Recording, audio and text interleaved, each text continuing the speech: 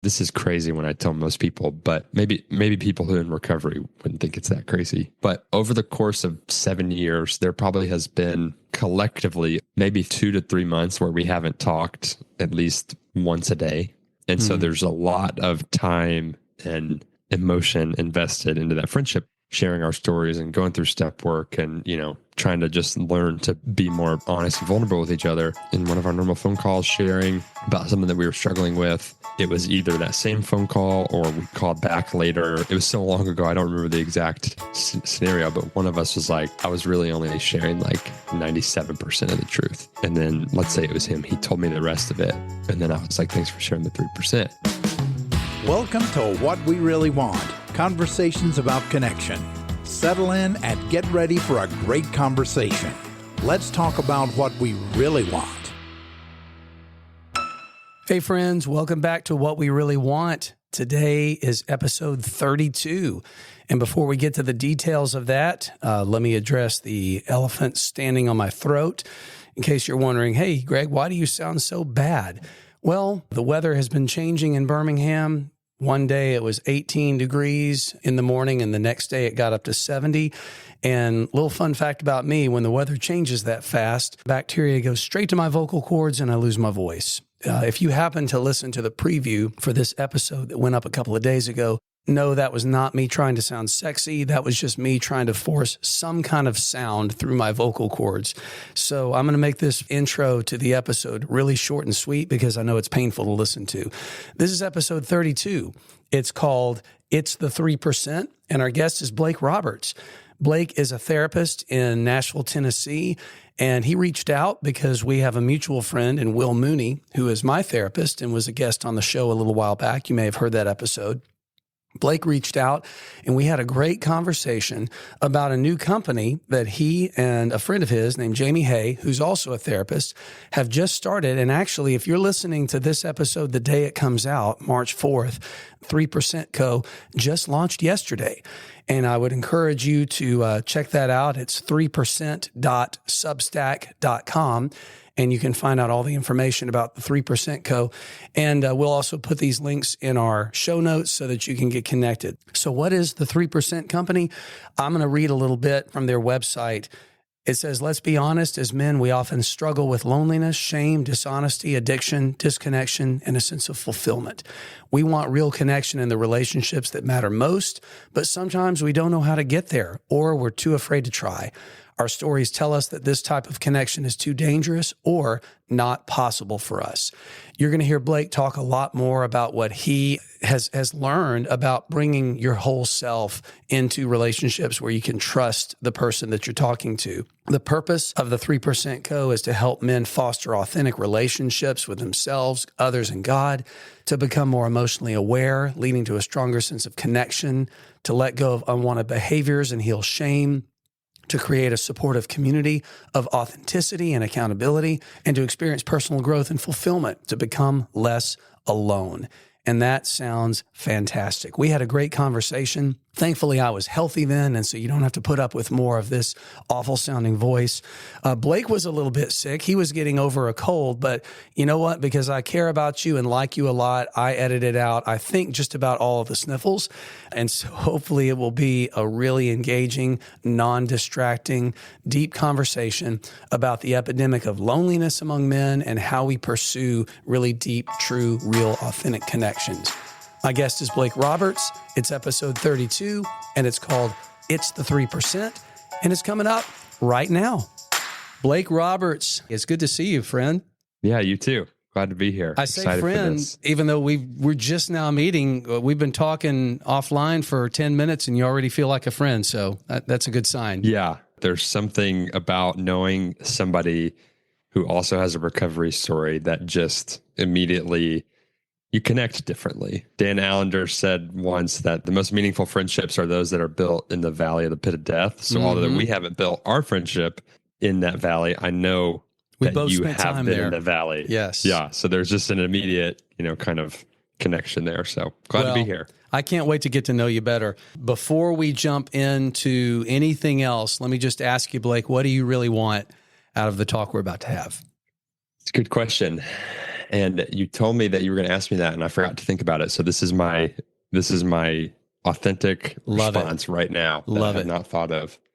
I want to talk about things that will be meaningful to whoever is listening in a way that helps them more deeply connect with themselves and then hopefully God and others in a way that feels authentic to me. And I don't want the parts of me that can tend to perform to be guiding the show. So maybe naming that out loud will help them not do that. Mm-hmm. I think it's going to be cool for people to get to hear a couple of guys talking who want that. Yeah. I say a lot of the time when people are asking me to describe what this show is about, and I say, well, in a word, it's about connection, but in theory and in design, it's about letting people sit in on conversations, because you and I both know that when we've been stuck in whatever it is that has represented our stuckness, it can be hard to even envision what healthy connection can look like. And so we need some help in just, okay, this is what healthy connection looks like. It's two guys having a very authentic, transparent, vulnerable conversation. I mean, that's part of what connection is. So I'm excited for people to get the chance to hear that as we talk. Me too. Well, I'm going to ask you to tell about yourself, but I want to say this first. Blake, in the 16 years that I've personally been in recovery, I've gotten to know a lot of therapists. And something that's pretty interesting and amazing to me is how many therapists who work with clients struggling with addiction went into counseling because of their own struggle with addiction, right? Because of the role that therapy played in their own life and their own healing. And now they want to offer to others what they received. That's why we started Awaken. Is that kind of your story as well? 100%. I would not be a therapist today had I not trudged into the walls of a 12-step meeting over 8 years ago, maybe. That was a huge, I think the desire and the passion to help people was always there. I got my undergrad in Christian ministry and thought I was going to go into kind of pastoral teaching. That was like the track I was on. Had an experience at a church that I interned at that I'll just say when I got behind the scenes of that, it was not what I thought it was, nor what I wanted to be a part of. Wasn't the healthiest place. And so I was just kind of like lost at what to do. So anyways, the desire to help people was always there. I just would have never said it would come in this form because I didn't even start going to therapy myself until my maybe mid to early 20s. I hear that. And, I probably feel a little bit of envy because I was in my late 30s before that started for me. And I think, I don't know, have you experienced that kind of no matter at what point in their lives someone either gets exposed or raises their hand and says, I need help, there's always the default of why didn't I do this sooner? Yeah. But and really it's just a point on a timeline. I realize that. Right.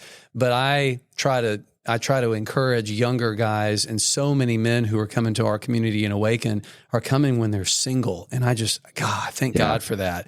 That they're realizing. Now, on the one hand, there's a sad element to that because they have been having an unhealthy, disordered relationship with their sexuality for so long that they may just be 20, but it's already gotten to the point of out of control that they don't want to deal with it anymore, which means, gosh, they must have been 8 years old when it started or younger. Yeah. But, and that's the sad part that we grieve, but the hopeful part is, and yet now you have the opportunity. Yeah. And you got that opportunity in your mid-20s. Yeah, I was like, it's such a blessing to think about that because you're right. When I started going in, when I got into recovery, there were the meetings that I was going to, there was a good number of guys my age in their mid-20s to late 30s, but I would say maybe 70% were 40 plus. I actually went to a treatment center here in Nashville called Bethesda in the fall of 2016. And I was by far the youngest person there. And the thing that got me there, actually, my wife, who was just my girlfriend at the time, she had grown up in therapy. It was familiar to her. She had gotten out of a pretty toxic relationship before me. And so we started going to couples therapy when we were dating.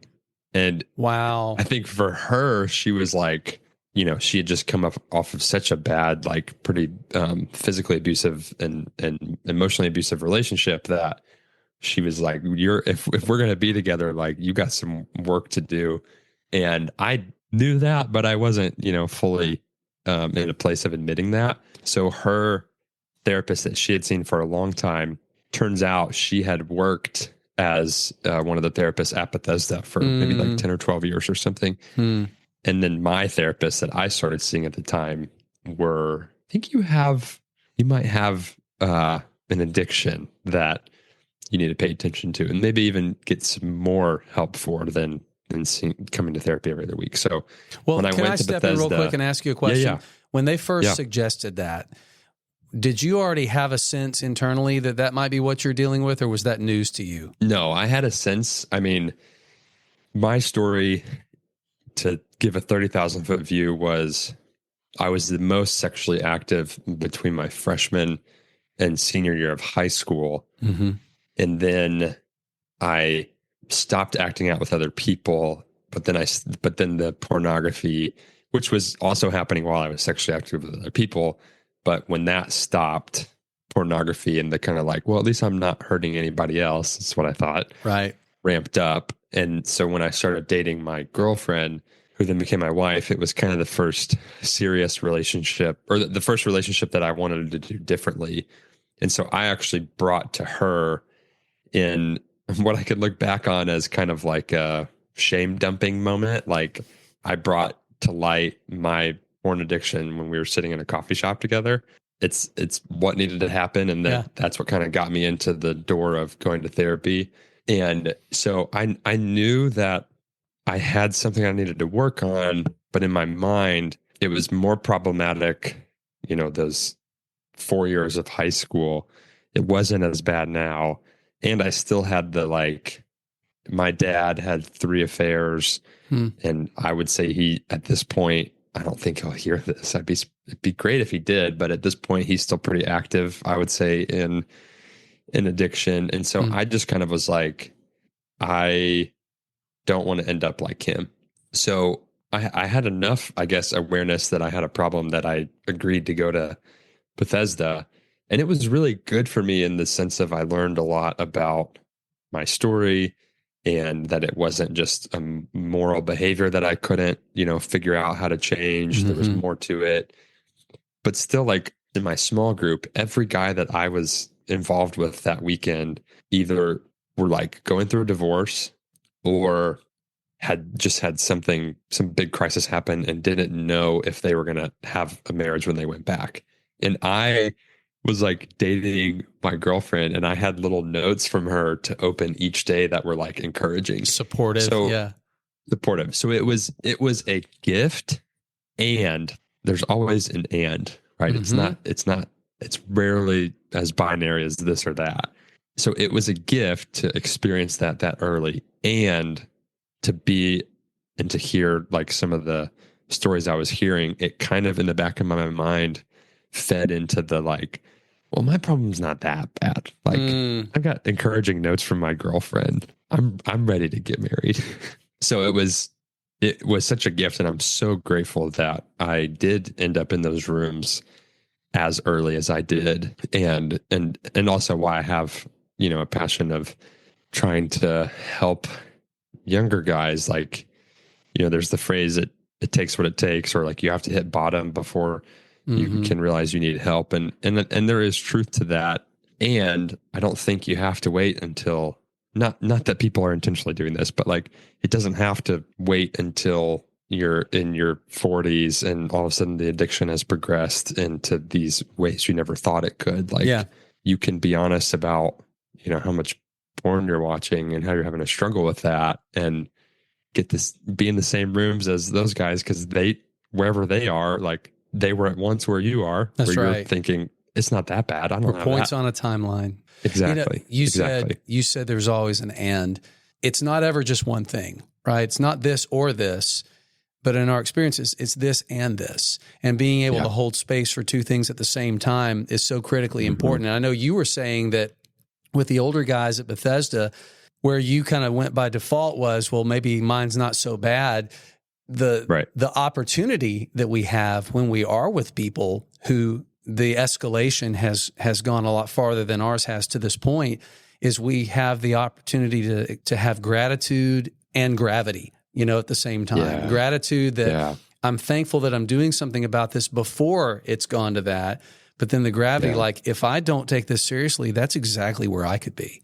Right. And to like be able to get to a place of not having to wait until you experience that place to believe that that's a place you could.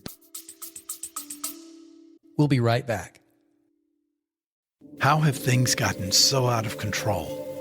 How did something that didn't seem like such a big deal at first completely take over? Porn and sex addiction are destroying your life and killing your relationships. You know you can't keep going on like this, keeping secrets and telling lies. Something has to change. But how? Most men who struggle with unwanted or addictive sexual behavior have tried to fix it on their own. But sex addiction is powerful and complicated. Recovery is possible, but it isn't easy. It requires us to focus on more than just behavior. It requires us to look at our whole lives and the parts of our stories that contribute to addiction. If you're ready to find freedom, maybe it's time for you to get to the roots. The Roots Retreat is a 4-day therapeutic and spiritual intensive. You'll work with therapists and coaches who specialize in sex addiction and recovery. You'll learn how to take healthy ownership of your behavior. You'll discover how your life experiences set the stage for addiction to develop. You'll see how God factors into your struggle, and you'll learn effective tools for ongoing recovery after the retreat. If you're ready to stop trying what doesn't work, if you're ready to experience real hope, healing, and change, let's get to the roots. Visit awakenrecovery.com/Roots Retreat or click the Roots Retreat link in show notes. Hey, let me ask you this. In a minute, you and I had kind of communicated offline about some of the stuff we wanted to talk about specifically related to connection and the people that you work with. And we're going to get to that soon. But I just want to ask you, first off, say thank you for sharing that part of your story.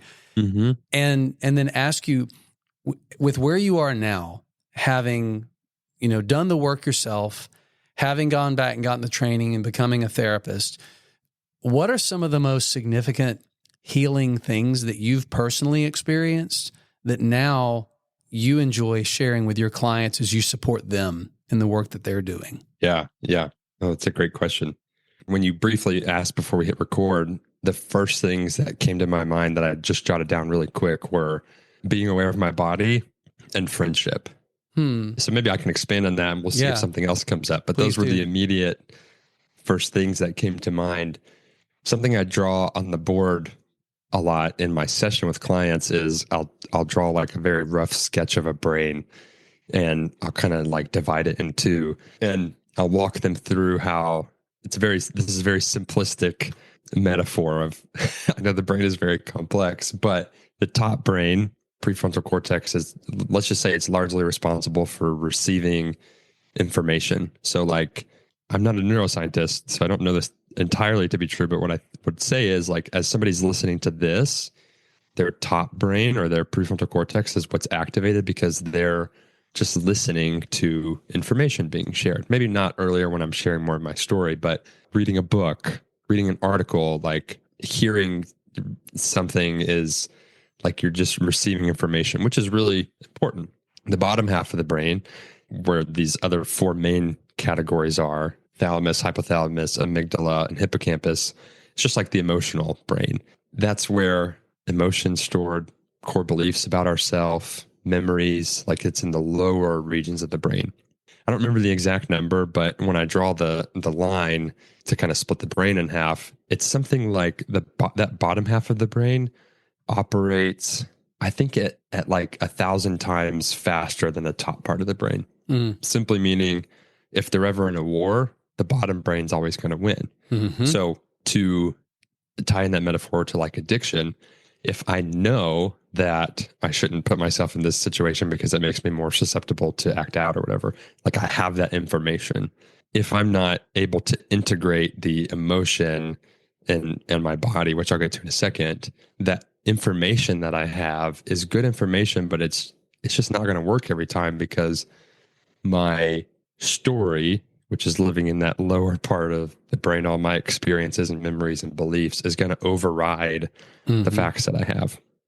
To access the bottom part of the brain, you have to go from the body up, because the bottom part is what's connected to, the brainstem that goes down into the vagus nerve and all of that stuff. You're basically right now describing the difference between top-down work and bottom-up work, right? Some people have heard those terms. Yeah, that's a great synopsis of that. For me, I learned it more as I guess I started becoming a therapist and learning more about like somatic work and how things show up in the body and, just nonverbal things, nonverbal cues and everything. But one of the things that has helped me the most is being able to be in my body. And that's what I'm saying, be aware of my body. So I guess another way of saying that is like being present. Growing up, it was not safe to be in my body, because to be in my body is to be with like the feelings that are coming up, the thoughts I'm having, my experience like in the moment.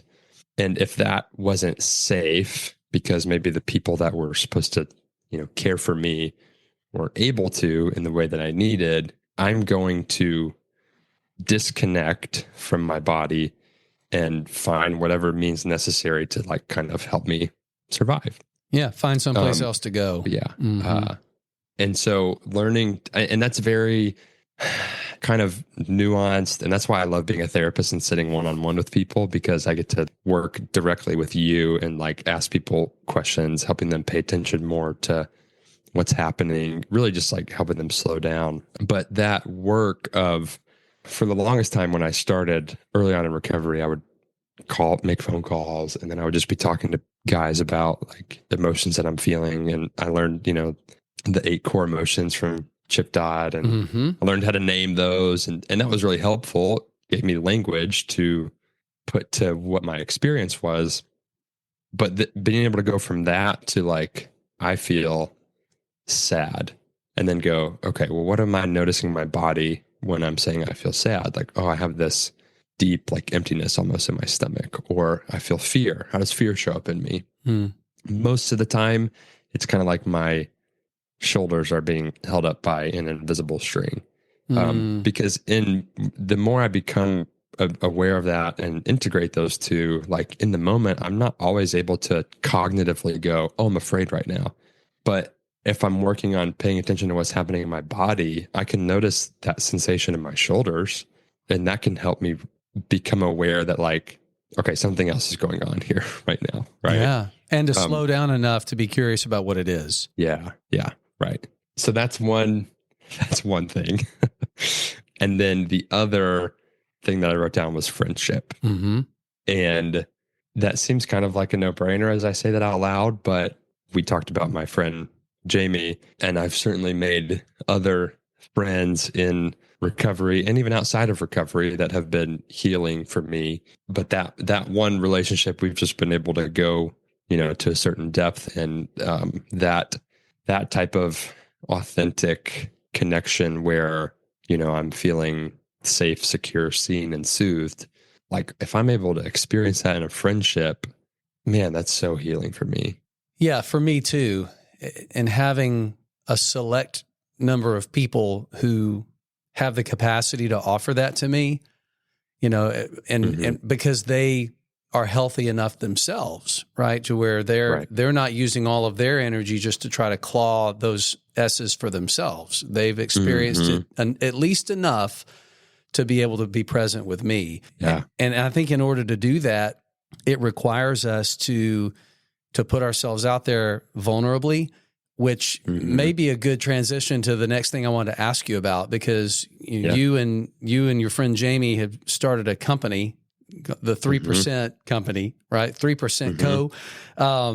And as soon as I saw that, immediately my mind went to chapter 8 of Surfing for God by Michael John Cusick. I don't know if that's where it came from, but it didn't. Okay, no. So listen to this. This is really cool. Michael in 1994 began his sexual recovery.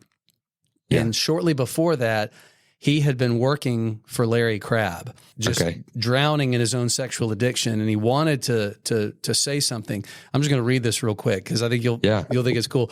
While serving a postgraduate internship with author and psychologist Larry Crabb, I'd finally summoned the courage to ask for help. Fortunately, he said yes. Unfortunately, I applied the 97% rule, which states that when sharing with a fellow Christian about your sexual sin, make sure you never share the most intimate 3%. Despite my outright deception, our conversation planted seeds in my heart that could not bear fruit until they were buried in the ground and died. Oh my gosh. That is how cool is that? You hilarious, didn't even know that. Ironic. And vibey, right? I mean, like, that's the exact, I'll go into it in a second, but that's, I know of Michael's work. I've listened to his podcast. I haven't read that book. Yeah. That is crazy. So, in case you're listening, that's proof it's not plagiarism. He hasn't listened. I know. When you first said that, I was like, oh, great. We've stolen something that already exists. But, the good ideas are going to pop up everywhere, right? Yeah. And I can appear vulnerable without actually having to be vulnerable. It doesn't have to be a majority of my life that feels dangerous. Right. It can be a sliver, but that's the sliver that I believe is going to destroy me if it's known. So tell me about the significance of the 3% for you guys and how that came to be like the name of your company. Yeah. Well, first, I'm glad you told me that story because he's on the list of guests that we want to have. So it's good for me to know that going into Not have any surprises. Yeah. So it was truly birthed out of our friendship and recovery. So I met him about 8 years ago, and he's, a couple years older than me, maybe 2 years. And so there was kind of back to what we were talking about earlier, there was an immediate connection just in the sense that he was closer in age and there wasn't a ton of guys closer in age to me. And, we met each other after the meeting and got each other's number and just started talking and connecting. And it turned out like there was just a lot of overlaps in interests, in like both of our wives were in the exact same role at different churches in town. So there was lots of, just like things that we could initially connect on. And we just did the 12-step thing and making phone calls and talking and sharing each other's story and getting to know each other more. And we like to say that this is crazy when I tell most people, but maybe people who are in recovery wouldn't think it's that crazy. It's usually people outside of it who are like, what? Right. But over the course of 7 years, there probably has been, not all at once, but collectively over 7 years, maybe 3 months, 2 to 3 months where we haven't talked at least once a day. And so there's a lot of time and emotion invested into that friendship. And as we're sharing our stories and going through step work and, trying to just learn to be more honest and vulnerable with each other, I don't remember which one of us did it, but one of us in one of our normal phone calls sharing about something that we were struggling with. It was either that same phone call or we called back later. It was so long ago, I don't remember the exact scenario, but one of us was like, all right, I was really only sharing like 97% of the truth. Mm-hmm. And then let's say it was him. He told me the rest of it. And then I was like, thanks for sharing the 3%. And it wasn't like this one moment where we were like, oh, we need to use this. But it just slowly became like a permission slip. And a shorthand, right? Shorthand permission slip for us to be 100% honest and vulnerable with each other. And I'm an entrepreneur. He's a songwriter, went to school for business. He's got some entrepreneur in him. So when we both became therapists later on down the road, we always thought that we wanted to do something together. And so, this idea started to come alive of like, what if we just did something for men? That was just kind of how it started. We started brainstorming and ideating, and over time we had some names that were looking back terrible. And then one of us was like, oh, it's right in front of us. Like, let's just call it 3%. So our definition of 3% is at our absolute best, we are 97% honest with ourselves and others. And it's the 3% that we keep hidden, which could be emotions, needs, desires, behaviors. It's that 3% we keep to ourselves that keeps us bound to shame and loneliness, from which a lot of our issues stem.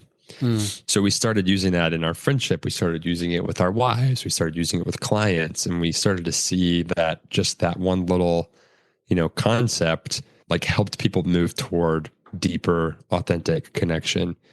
Because also when you understand the concept, and if I said to you, hey, I need to share my 3%.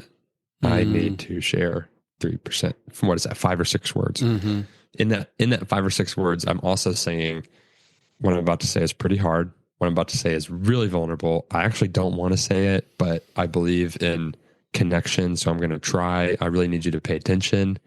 I need you to listen. Please help me not to regret sharing this with you. Yes. I need you to try not to be judgmental. I need you to try to hold some space for me. Like, it says a lot in that, one little phrase. And so over the last year and a half, we've been taking it slowly. We both have young kids and full practices, so we're doing what we can, but it turned into this brand that what we're doing is trying to help mostly men. It's not just for men, but that's kind of who we're focusing on, is helping men find the courage to connect more deeply with themselves, God, and others through honesty and vulnerability.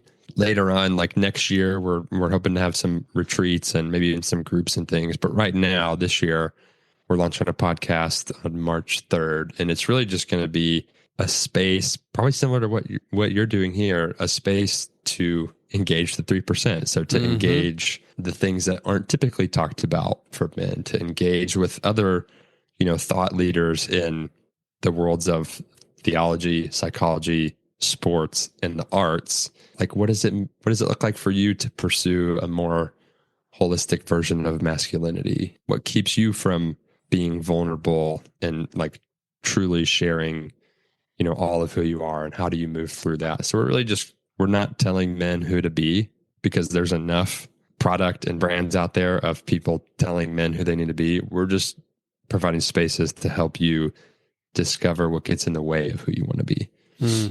Yeah. So we're just kind of trying to take our experience. Like, I grew up in church. Jamie grew up in church. He's open about this, so I'm not sharing anything he hasn't already, but he was sexually abused by a youth pastor of his. We both have like some pretty significant harm in the church, but also so are really passionate about helping people, including ourselves, like find healthier relationships with God. So we're just taking our experience there, like our experience in church groups, experience in 12-step recovery, and then our experience as therapists, and marrying the 3 of those things to create something, again, not, it's not like, oh, we found the thing. Right. Can I get specific with the time that we've got left? Because what you're describing can connect with so many men on so many different levels at so many different places, depending on where they are.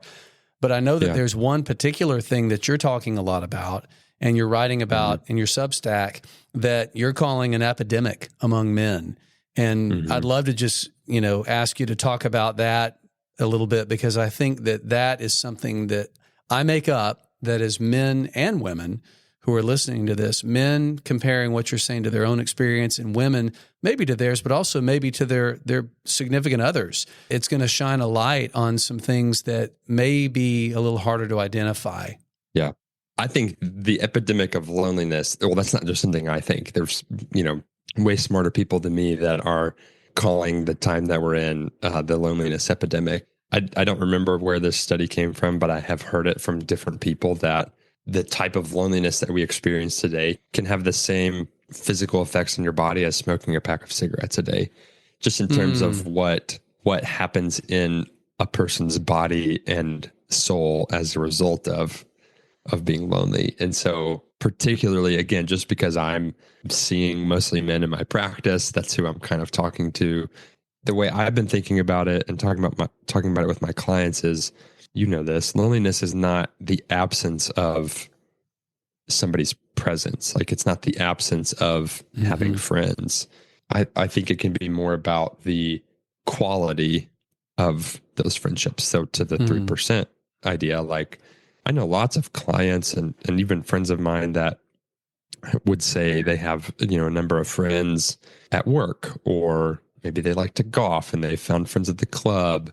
And most of those conversations are, about news, weather, and sports. Superficial like very surface stuff. level. Yeah. We have the gift of being in recovery, like that quote that I said at the very beginning of the deepest friendships are built in the valley of the pit of death, like because of what we've gone through in our story and what we've engaged and then the work we've done, I guess I'm speaking for you, which I shouldn't do, but like I'll tell you if you're wrong. It's hard for me to have surface level friendships. Like I'm just like, I can't do that anymore. Now I do have to work on like playing. I have to work on not being judgmental when I'm with people who do want to talk about things that I might call superficial. Yes, right? Because that's not for me to be judgy. But I get what you mean. Yeah. And so here's an example that I think speaks to the epidemic. Client of mine, late 40s, let's say, yearly fishing trip with like, I think maybe college buddies, which I know a lot of guys that go on similar trips. They've done it, every year since college. And as, he's got like a lot of stuff going on in his story that we're working through that deserves to be known by people other than me. Mm-hmm. It deserves to be known by his wife.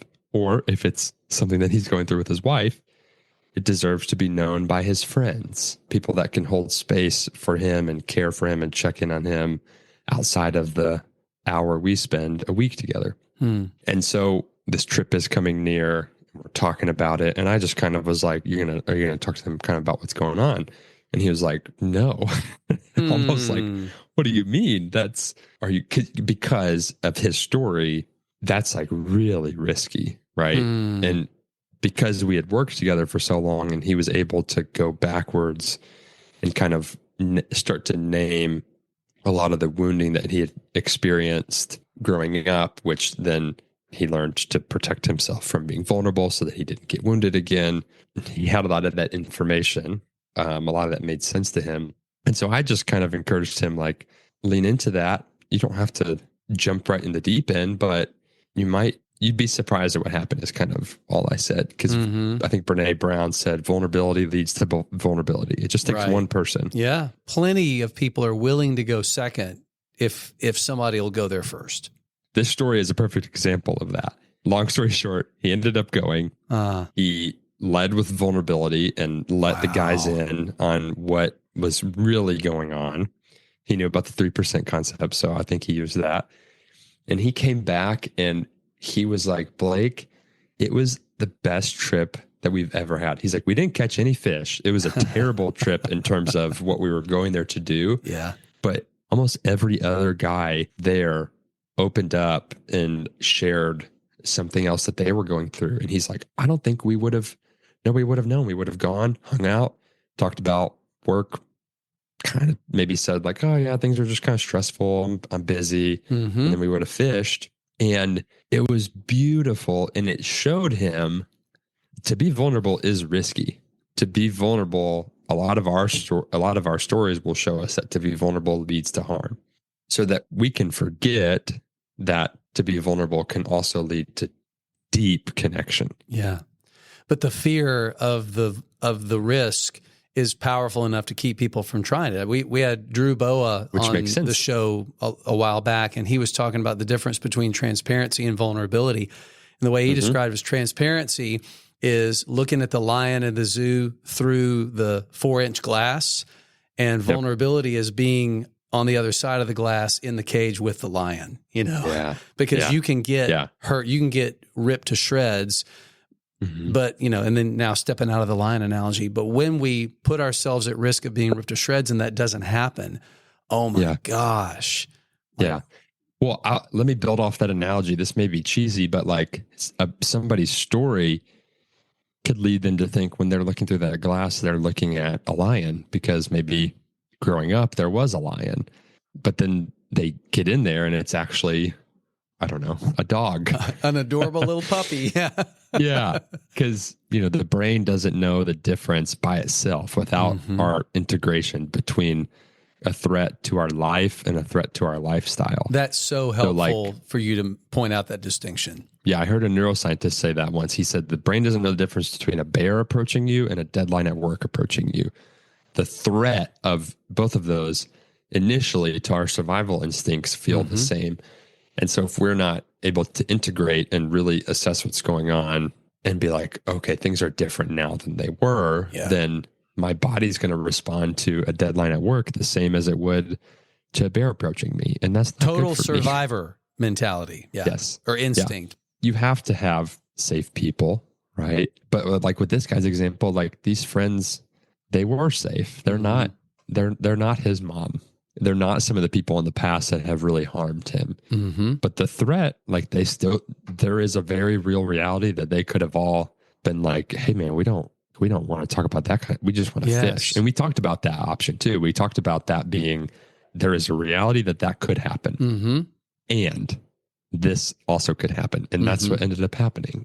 It was so beautiful. And it just took him stepping out a little bit in vulnerability for, like you said, then other people to go like, oh yeah, me too. So I think that's the loneliness epidemic, is like, we're all walking around and we're even like hanging out and going golfing and doing all these things together. And I actually just talked about this with a client today, but it's like, there's all these little, to just talk about men again, there's all these little boys trying to have interactions in like these grown men bodies. And it's just like fumbly, and not because we're immature, but because that need for that connection is so primal. So like, you know, our inner child needs that. It's the design. I mean, if you believe we're made for that it, we were created in the image of God, God is even connected with himself as a triune God. And so he made us for connection. With Adam, it's not good for man to be alone. And, you know, God even desired connection for him in addition to connection with God, you know? So it's not a design flaw that we need that. But so many people, and men specifically, have just had this wrong message hammered for their whole lives of independence is strength and independence is admirable. Lone wolf is the mark of a strong man, and it results in this toxic loneliness. There's you might know his name. It's blanking me right now.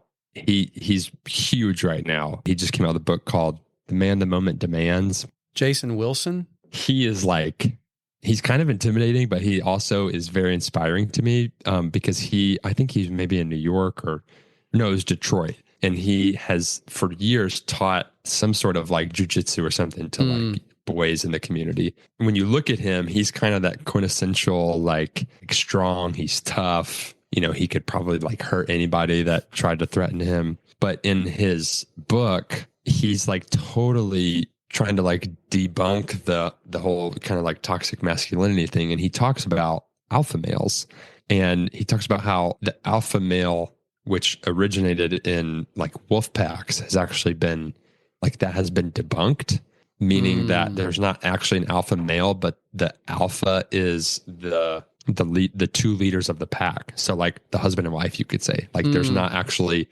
it's not actually that the male wolf is, on some upper echelon than all these other ones. And so he talks a lot about that. To be a man is to be able to be strong, but also to be sensitive and to have emotion and to be able to connect and to be able to surrender, not to try to power over or to be tough. You know, when you have been talking these last several minutes about loneliness, it's taken my mind back to something that you shared in your answer to a previous question of, you know, what are the things from your personal healing that you get to share with other people?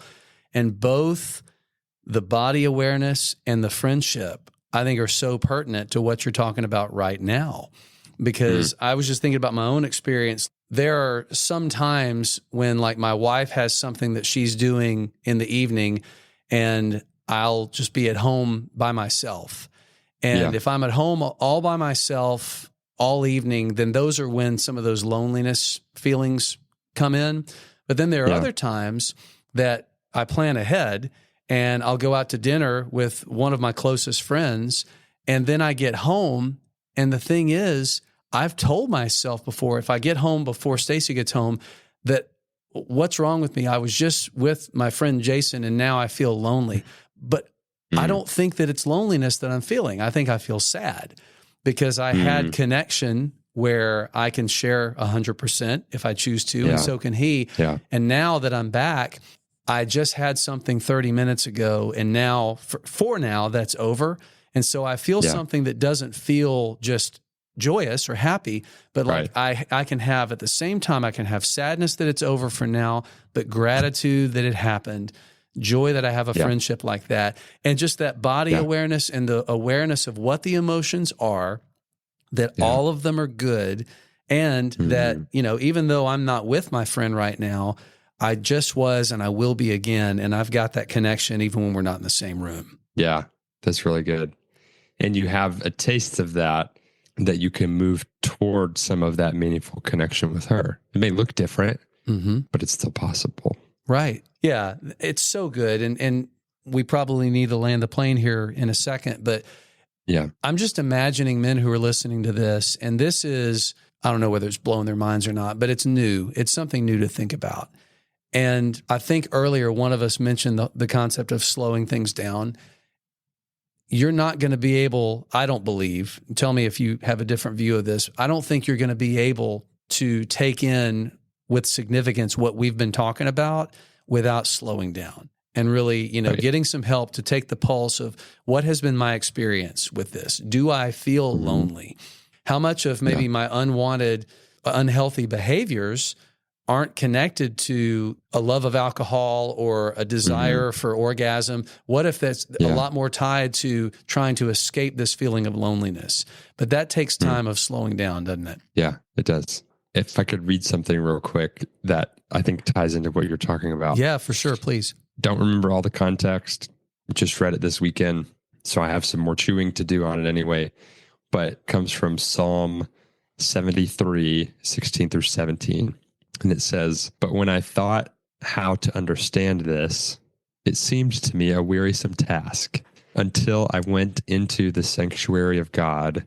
Then I discerned their end." I read that, and I'm actually toying on writing a book, and it like kind of connected to some of that. And then we're talking about this and back to the brain thing, like the fact that it said, when I thought how to understand this, it seemed a wearisome task. Like the more I tried to know and learn and just figure out what it is before all of the neuroscience information and all the tools that we have, even the psalmist knew that was a wearisome task until I went into the sanctuary of God. And I'm not a theologian, so I don't know what exactly he's talking about when he says the sanctuary of God. But when I heard it, it made me think of like our bodies as the temple. Like, what if in some sense that also means that the sanctuary of God is our bodies? So to slow to what you're saying, to slow, because especially for a lot of us that have unwanted like sexual behavior, like we can disconnect and shame and contempt, the hell out of our bodies. So to turn toward them with curiosity and to even think about that being a sanctuary of God feels like really confusing, but to be able to slow down enough to be present and settle into that might be the thing to, like the end of the verse says, discern their end, that not merely understanding or learning more facts can do. I'll just say this. I love that you brought up those verses in Psalm 73. And this isn't obviously exactly what this verse is saying. Like, this isn't the translation of it, but it is definitely an application of it. Something I've heard 1,000 times from people in a recovery community is, I sat in my car in the parking lot trying to decide whether or not I'm going to come into this meeting, and I really didn't want to. I was making up stories in my head about what it's going to be like, and my story is going to be worse than everybody else, and nobody's going to understand. They're going to reject me, until I went into that room and sat in that circle, right? Yeah. And so, I mean, no, that's not exactly what those verses are saying, but it's definitely aligned with the struggle to go to a place of connection, because there's all of these messages saying it's not going to work. It's going to blow up in your face, and it takes doing the scary thing. Yeah. I just saw you smile. What was hitting you? I was going back to when you asked me what was helpful in my journey, and I said those two things. And then I'm talking about the sanctuary, thinking of it through the sense of my body, and you're talking about it in the sense of being in a meeting. Community, yeah. And I was like, oh, okay, there it is. Like, the sanctuary of God is my body, and it's my body in the presence of another person's body. That doesn't just mean physical sexual intimacy, but it means being seen and known by somebody. Yeah, it doesn't primarily mean sexual intimacy. It means all the things that we've lacked that we were trying to get out of sexual intimacy. Yeah. So good. Yeah. This is the last thing I'll say. I keep quoting him a lot, but it's just because we had the chance to talk recently and everything he said is like sticking with me. But Dan Allender was saying there's a reason. He's like, I think there's a reason why God made us where we can't see our own face unless we're looking in the mirror or we're looking in, a Zoom call like this. He's like, we need, because we were talking about marriage with him. So he was talking about it in the context of wife, but also friend. Like, I need somebody else's face to reflect the goodness that they see in me. There's a reason that I can't see my own face. I need you to be able to see me and vice versa. So that's making me think of that too. Here's what I love about conversations like this. Conversations like this leave me feeling a little frustrated when they're over because I just wanted them to keep going. If anybody else who's been listening is like, oh, no, like talk more about that.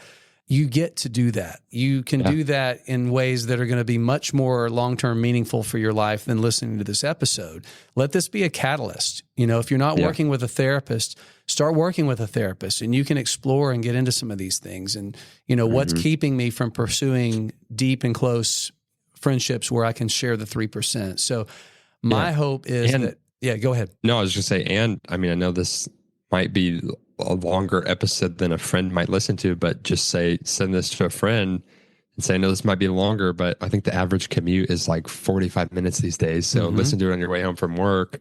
And then maybe later we can just talk about it, like what came up for you, what came up for me, and just let it be something to get the conversation going. Well, Blake Roberts, thank you for giving words to universal experiences that men are having, whether they have named it or not. Thanks for being a part of this conversation that will hopefully give a lot more people something to think about and talk about and move towards connection. Really appreciate you being with us today. Yeah, it was really good to connect with you. This is fun. Yeah. Thanks for having me. I'll reach out next time we're going to be in town up in Nashville. We'll go grab a taco. Yes, I would love that. Take care. Thanks. We'd love to hear from you. If you have questions, feedback, topics you'd like to hear us talk about on the show, click the Send Us a Message link in the show notes of any episode.